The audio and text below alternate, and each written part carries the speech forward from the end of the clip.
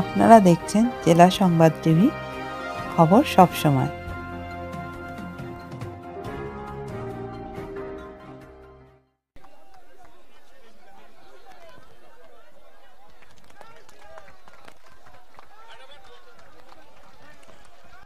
এই মন্ডল 2 এর সভাপতি এবং তার জিএস এবং ভাইস প্রেসিডেন্ট তাড়াতাড়ি শেষ করো। রানাঘাট বিজয় সংকল্প সভায় ভাষণ দিতে এসে শুভেন্দু অধিকারী বলেন, রাজ্যে ক্ষমতা এলে মা বোনেরা লক্ষ্মী ভাণ্ডার ৩,০০০ টাকা করে পাবেন। জেলা সংবাদ টিভি, খবর পিনাকি চক্রবর্তী। আপনারা জানেন যে নরেন্দ্র মোদীজিকে তৃতীয়বারের জন্য প্রধানমন্ত্রী করার জন্য ভারতীয় জনতা পার্টি তথা এনডিএ এবারের 400 লক্ষ নিয়ে তার কর্মসূচি শুরু করেছে। আমরা সৌভাগ্যবান, আমাদের যশস্বী প্রধানমন্ত্রী তিনি কয়েকদিন আগে কৃষ্ণনগরের পুণ্যভূমিতে দাঁড়িয়ে তিনি বলে গেছেন যে আমার এই জেলার 2টো সিট চাই। আপনারা সেদিন যারা লক্ষ মানুষ সেখানে উপস্থিত ছিলেন তারা দুহাত তুলে মোদিজিকে কথা দিয়েছেন, রানাঘাট তো দখলে রাখবো, সাথে কৃষ্ণনগর থেকে আমাদের এই রাষ্ট্রের লোকসভার পাসওয়ার্ড বিদেশে পাচার করা, ভ্যানিটি ব্যাগ আর কুকুর ঘুষ নেওয়া তৃণমূলের প্রার্থীকে আমরা গোহারান হারিয়ে কৃষ্ণনগরও আপনাকে উপহার দেব।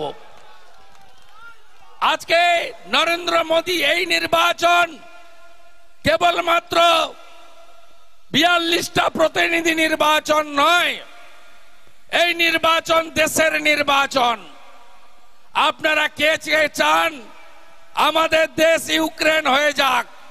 কেউ চান আমাদের দেশ তালিবানদের আফগানিস্তানের মতো হন?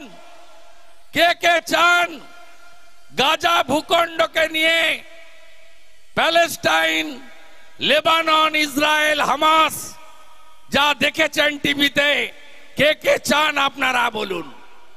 যদি না চান তাহলে নরেন্দ্র মোদীজিকে জেতাতে হবে, শক্তিশালী নেতার হাতে দেশ রাখতে হবে।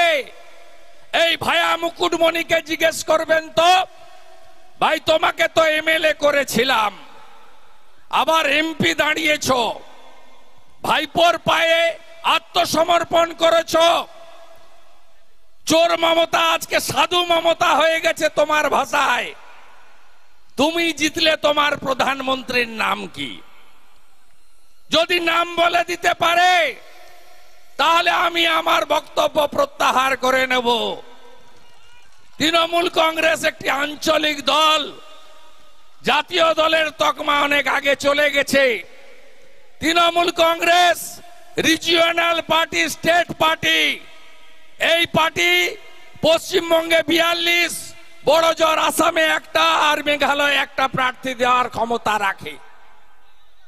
এই দল কি করে ভারতবর্ষের নির্বাচনে লড়াই করবে? কিছুদিন আগে ইন্ডি জোট তৈরি হয়েছিল, পশ্চিমবঙ্গে ইন্ডি জোটের পিন্ডি চটকে গেছে। 42টা কেন্দ্রেই তোলামূল তার প্রার্থী তালিকা ঘোষণা করে দিয়েছে এবং এখানে ইন্ডি জোটের অপমৃত্যু হয়ে গেছে। তাই এখানে সংসদ নির্বাচন যেমন করতে হবে, মোদীজিকে তৃতীয়বারের জন্য প্রধানমন্ত্রী করতে হবে। মোদীজি কি করেছেন? মোদীজি ভারতবর্ষে 175টা স্কিম তিনি তৈরি করেছেন, যে স্কিম বহুজন সুখায়, বহুজন হিতায়, সকলের মঙ্গলে কাজে লেগেছে। নরেন্দ্র মোদীজির নেতৃত্বে 14 কোটি ইজ্জত ঘর, 4 কোটি আবাসের বাড়ি, 13 কোটি পিএম কিষাণ সম্মান নিধি, 11 কোটি উজ্জ্বলার কানেকশন, 250 কোটি মানুষকে করোনার ফ্রি ভ্যাকসিন, 82 কোটি মানুষকে প্রধানমন্ত্রী অন্ন সুরক্ষা যোজনায় মাথা পিছু মাসে 5 কেজি করে চাল বা গম বা আটা বিনামূল্যে 29 সাল পর্যন্ত দেওয়া, জনধন যোজনা থেকে, মুদ্রা স্কিম থেকে, প্রধানমন্ত্রী কৌশল বিকাশ কেন্দ্র থেকে শুরু করে গোটা দেশে আয়ুষ্মান ভারত, প্রধানমন্ত্রী ফসল বীমা যোজনা, আমি কত কথা বলবো, লম্বা তার তালিকা। এটাই নরেন্দ্র মোদীজি করেছেন।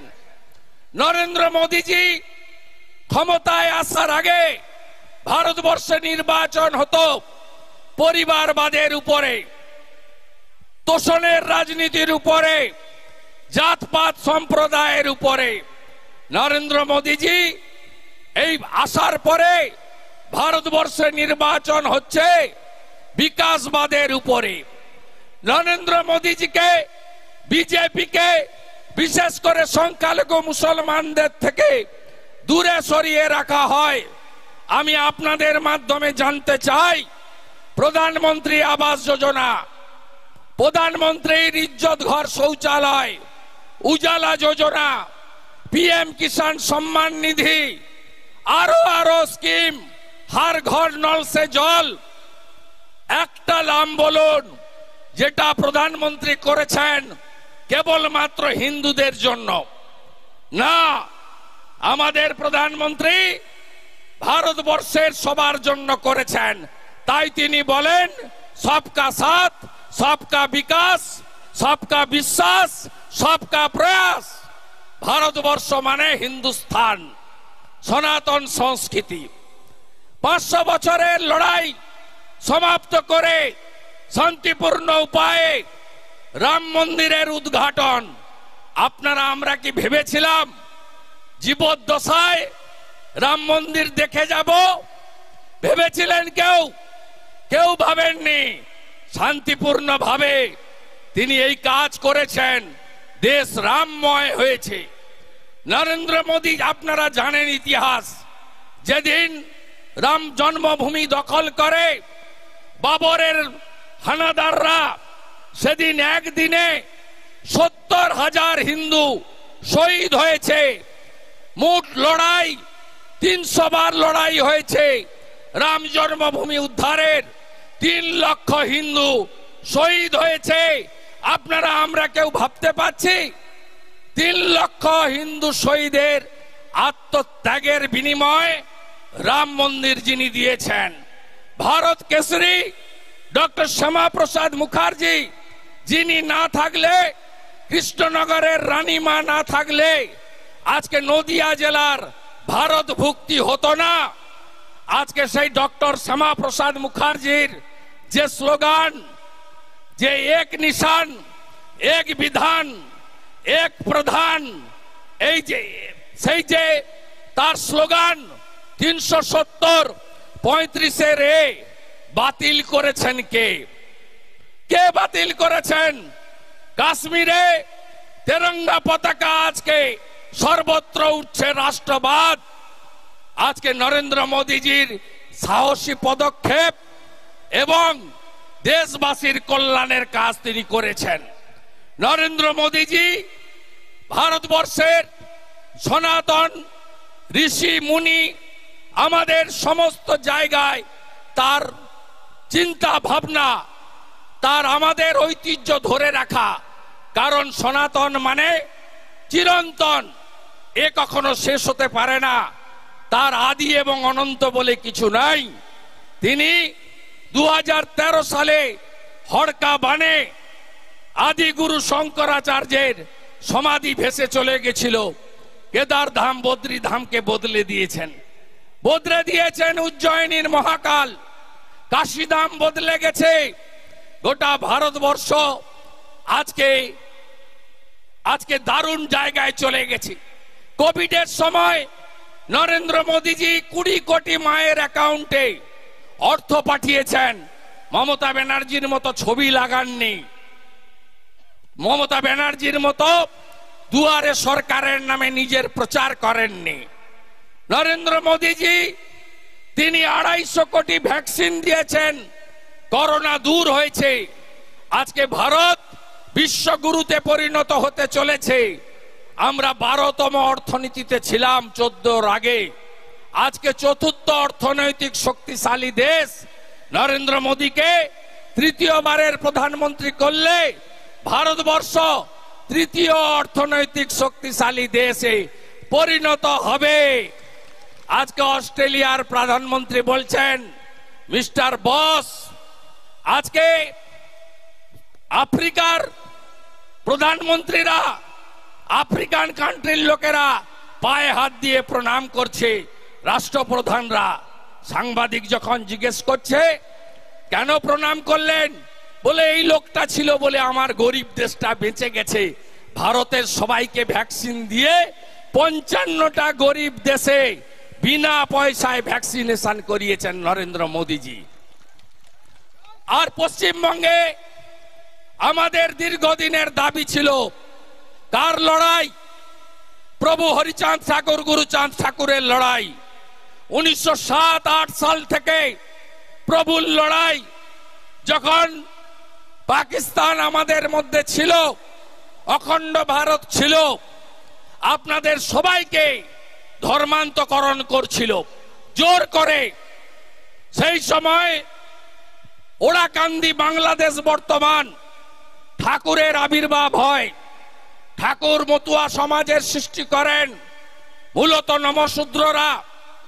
আজকে ঠাকুর সেই সমাজ তৈরি করার পরে 1945 সালে প্রমথ রঞ্জন ঠাকুর, পিয়ার ঠাকুরের নেতৃত্বে সমনাগরিকত্বের যে লড়াই, এই লড়াই গত পরশুদিন সমাপ্ত হয়ে গেছে। আমরা জয়যুক্ত হয়েছি। 3 কোটি পশ্চিম বাংলার বাঙালি হিন্দু, যার মধ্যে আমার মাতৃদেবী আছেন। 62 সালে শুধু হিন্দু হওয়ার কারণে এক কাপড়ে তার পিতৃদেবের হাত ধরে বর্তমান বাংলাদেশ, তৎকালীন পূর্ব পাকিস্তান, বরিশাল থেকে পালিয়ে আসতে বাধ্য হয়েছিল। আপনাদের হাজারে হাজারে লাখে লাখেও পালিয়ে আসতে আপনারা বাধ্য হয়েছিলেন। মমতা ব্যানার্জি বলে, এরা তো নাগরিক, নতুন নাগরিকত্বের কি দরকার? আমরা বলি, আপনি যখন পাসপোর্টের জন্য যান, আপনি যখন ভিসার জন্য যান, আপনি যখন চাকরির ভেরিফিকেশনে যান, তখন কেন বলা হতো পশ্চিমবঙ্গ সরকারের দপ্তরগুলোতে 71-এর আগে দলিল আনুন? এরপরে আর কেউ বলবে না। আর একটা রুলসের নোটিফিকেশন হলে অনেক ক্লজ থাকে, একটা ফাইনাল ক্লজ আছে। আজকে কথা দিয়ে গেল এই রাজ্যের বিরোধী দলনেতা, আমি 4 বারের এমএলএ, কিছুদিন মন্ত্রী, 2 বারের এমপি, 3 বারের পুরসভার কাউন্সিলর, নিজেকে দায়িত্বশীল জনপ্রতিনিধি মনে করি। 2,28,00,000 লোক আমাকে প্রতিনিধি করেছে।